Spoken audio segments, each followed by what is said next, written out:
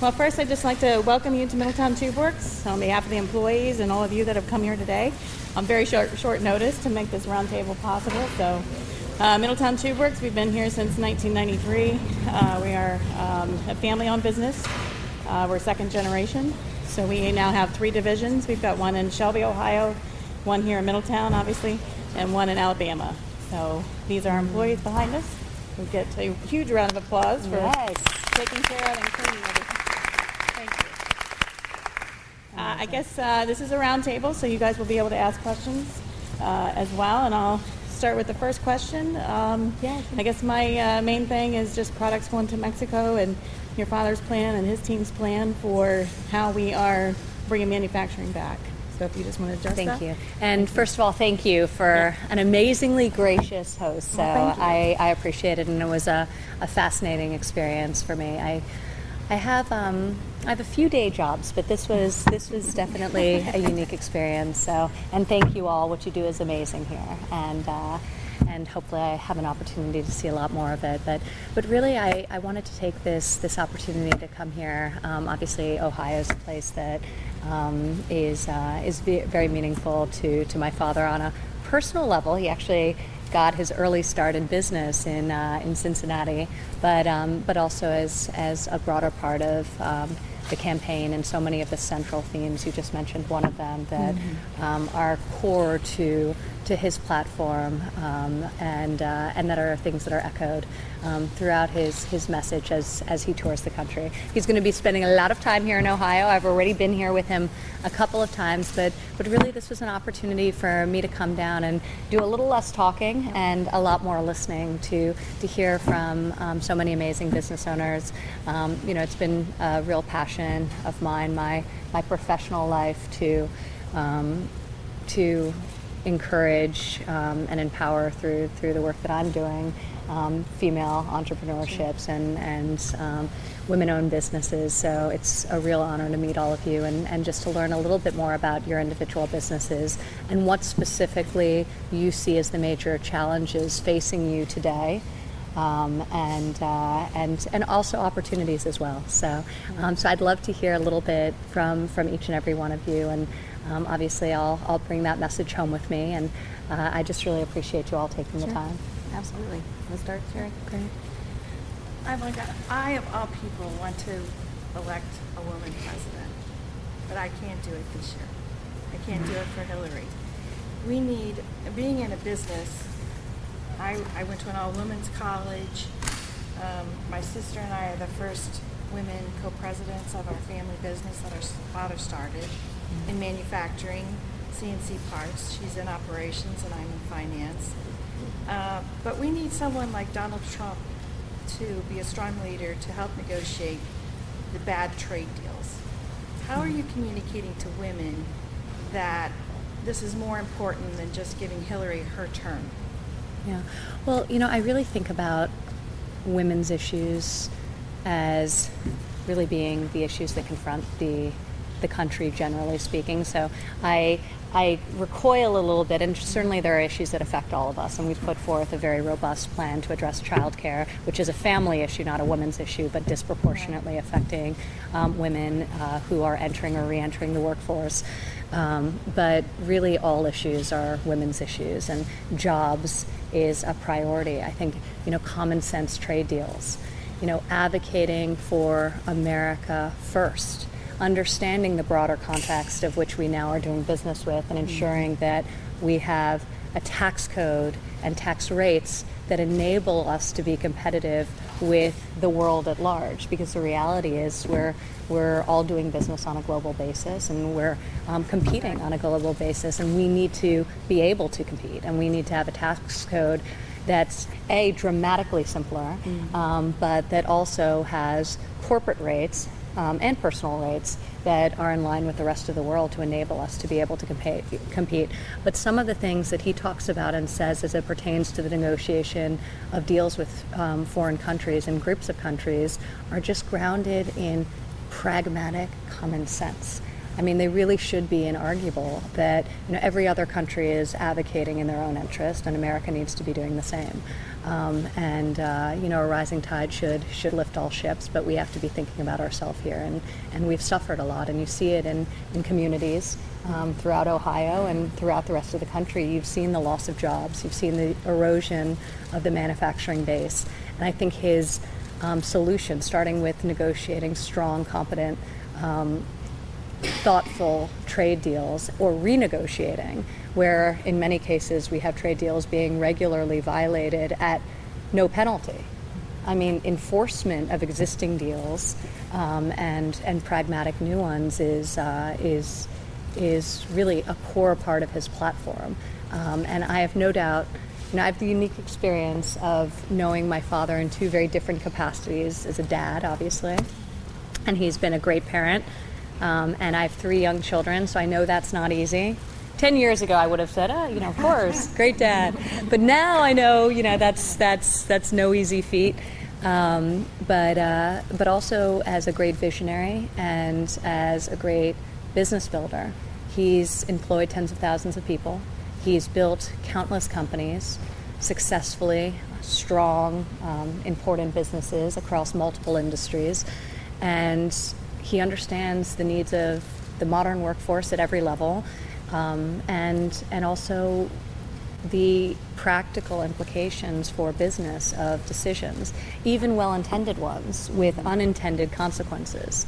So, I think he has a very unique vantage point by which to make smart deals and negotiate in the interests of the American people. So I'm very excited for him to get to it, and he's very excited to get to it as well. So, but thank you. So my name is Kim Fox, and I'm from Covert Manufacturing. This is my sister Terry. As she said, we're both co-presidents. Business has been 50 years. I love that. So how do you guys get along? I work alongside. I sit. My brother's on one side of me. My other brother's on the other side. My father's right next to us. So we know how it goes. We tends cover not to be. Yeah, it either goes really well or it's like a total disaster. There's no in the middle, right? Yeah. So obviously it's going well. We have worked together for almost 40 years. Wow. Ever since we graduated from college. So now the first of the 3rd generation is coming in. And so they're seeing how we work together, and they're, when you have cousins working together, so it's going to be exciting. But our company has grown, and so we've been able to spread out and have our own areas of expertise, so that's been nice. That's great. But our question is about the death tax, and the continuation of a lifelong passion of ours is to keep our business going. And what do you think that the Trump's administration, how they would view the death tax and the inheritance? The percentage. Yeah, well, my father's been pretty clear on the fact that he doesn't think it's appropriate to double tax, and you pay taxes your whole life. And to tax again upon your death is very unfair for many families, especially families with less liquidity, who are landowners and own farms, and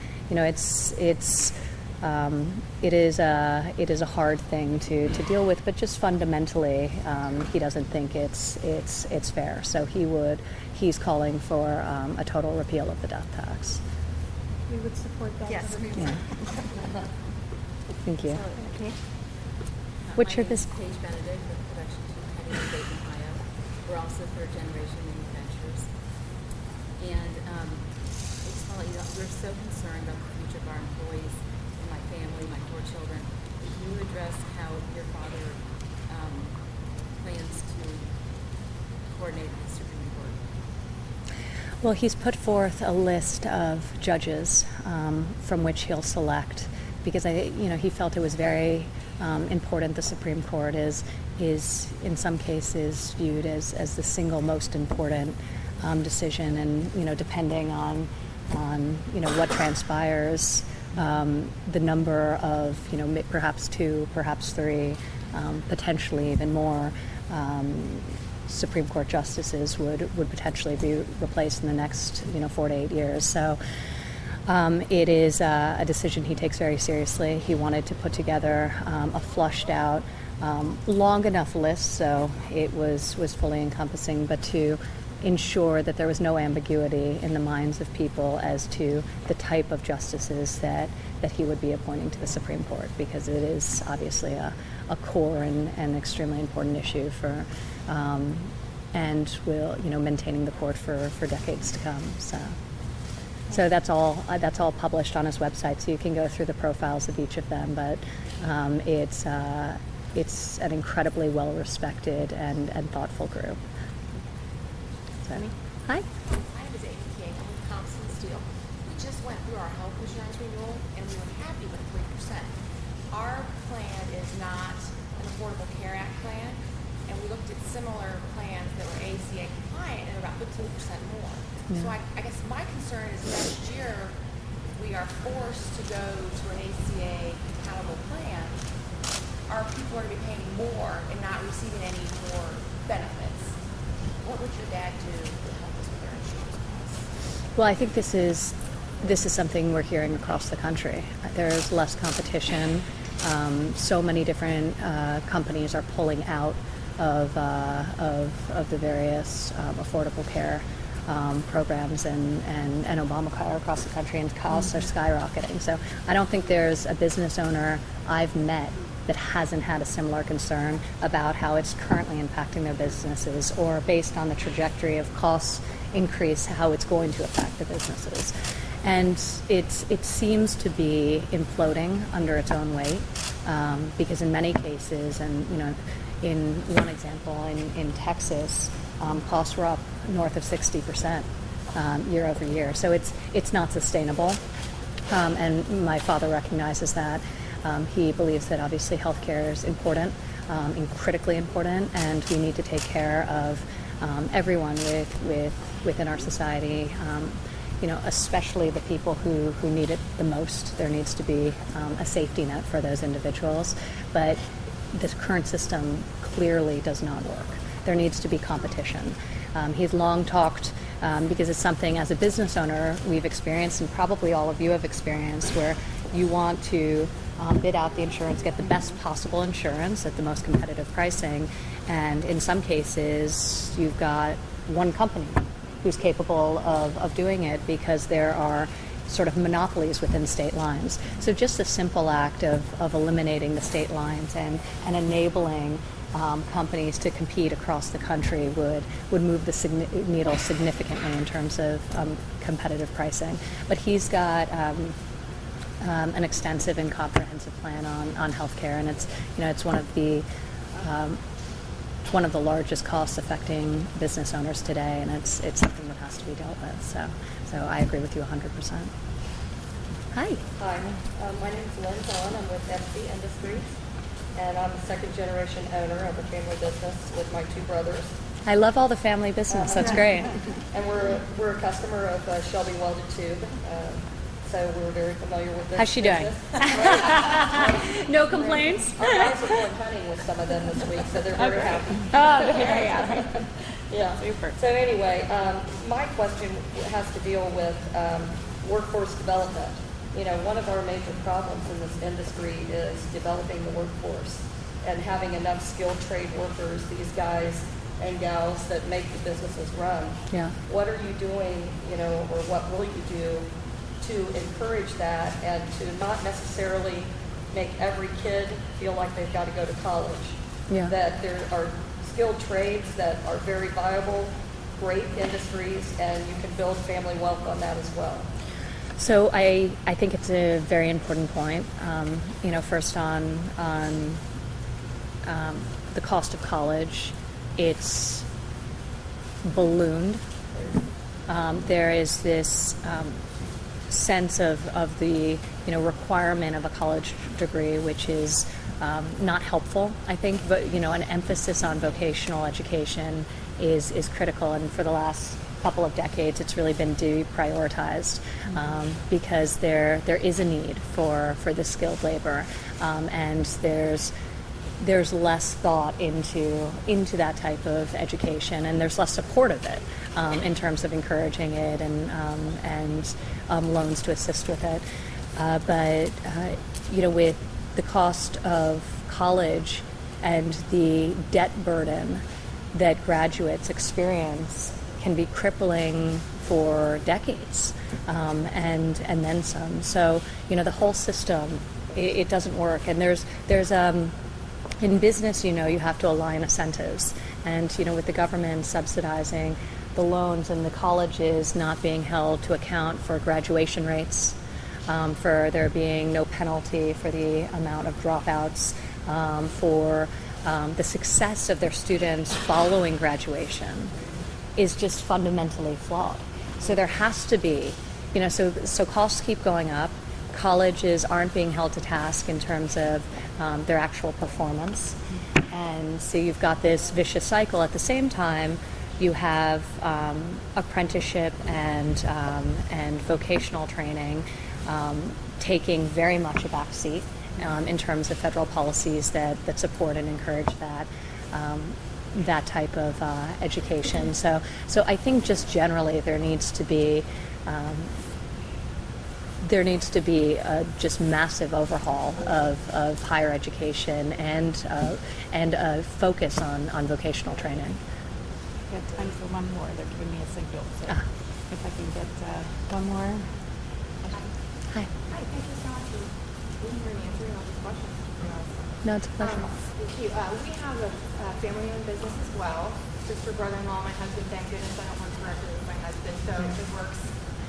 But as a matter of fact, but we're a 3PL, third-party logistics, transportation, so we're in the transportation business. As a matter of fact, it was Middletown Two Works used to be one of our customers first starting out. We're a 30-year in business now, but hopefully there's an opportunity to get their business back. It's been a long time. So Well, I know the boss. That's right. But anyway, our industry, being in transportation, is one of the most heavily regulated industries there is besides coal and gas. It's crazy what they're doing. This administration has just, it's so burdensome on small, businesses and family-owned businesses, obviously. And, what do you think your father would do to roll back, those burdening regulations for those, for that industry, for the transportation industry? Well, thank you for your question, and it's a really important one because one of the things I found very interesting is as I've traveled across the country and I've gone to these massive rallies with my father, and he talks about the common sense need to overhaul, simplify the tax code to make it work for every American, and to reduce business and corporate tax rates, but just taxes categorically across the board. There's tremendous enthusiasm for that concept. But of equal enthusiasm and perhaps greater enthusiasm is for regulation reduction. So certainly there are certain regulations that are important, life safety regulations that are standards that make great sense.